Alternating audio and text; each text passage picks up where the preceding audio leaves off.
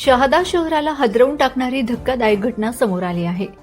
प्रवक्ता अकॅडमीच्या संचालकाने एका अल्पवयीन विद्यार्थिनीचा विनयभंग केल्याचा गंभीर आरोप उघडकीस आला असून आरोपीने पीडितेला जातीवाचक शिवीगाळ करत जीवे मारण्याची धमकी दिल्याचंही निष्पन्न झालंय। या प्रकरणी शहादा पोलीस ठाण्यात पोक्सो कायदा व अॅट्रॉसिटी अंतर्गत गुन्हा दाखल करण्यात आला आहे। या अमानुष घटनेमुळे संपूर्ण नंदुरबार जिल्ह्यात तीव्र संतापाची लाट उसळली आहे। आंबेडकरवादी व पुरोगामी संघटनांनी प्रशासनाला धारेवर धरत निषेध नोंदवला असून आरोपी विरोधात कठोर कारवाईची जोरदार मागणी करण्यात आली आहे। आरोपी गुन्हेगारी प्रवृत्तीचा असल्याने त्याचा जामीन तात्काळ फेटाळावा, प्रकरणाचा खटला जलदगती न्यायालयात चालवावा आणि संबंधित प्लाझचा परवाना त्वरित रद्द करावा अशी ठाम मागणी निवेदनाद्वारे करण्यात आली आहे।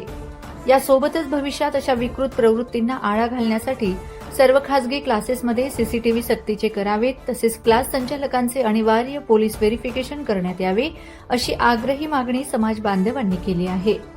विद्यार्थिनींच्या सुरक्षिततेशी तडजोड खपवून घेतली जाणार नाही असा स्पष्ट इशारा देत संघटनांनी प्रशासनाकडून तात्काळ आणि कठोर पावले उचलण्याची मागणी केली आहे।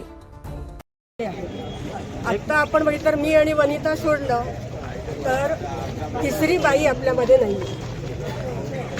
आणि हे आपल्या मनाला कुठेतरी टोचायला पाहिजे असं वाटतं म्हणून मी बोलते।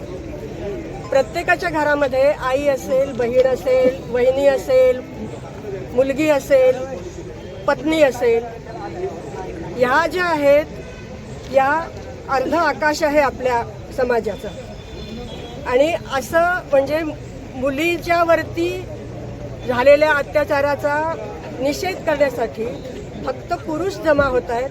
यातून एक वेगळा संदेश जातो की आमच्या समाजाच्या बायांची संरक्षणाची जबाबदारी फक्त पुरुषांवरती आहे आणि पितृसत्ताक व्यवस्थेचा हाच संदेश असतो की पुरुषांनी नियंत्रण ठेवायला पाहिजे बायांच्यावरती।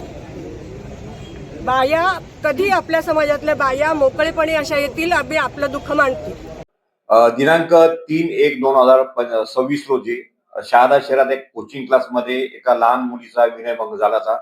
त्या अनुषंगाने फिर्याद दाखल झाल्यानंतर तात्काळ शहादा पोलिसांचे अधिकारी अंमलदार यांनी सदर गुन्ह्यातील आरोपी त्यास अटक करण्यात आली। अटक केल्यानंतर आम्ही त्यास माननीय न्यायालयासमोर हजर करण्यात येऊन त्याचे 3 दिवस पोलीस कस्टडी घेण्यात येऊन अधिक तपास करण्यात आलेला आहे। जामिनावर सुटू नये यासाठी आज मोर्चा होता।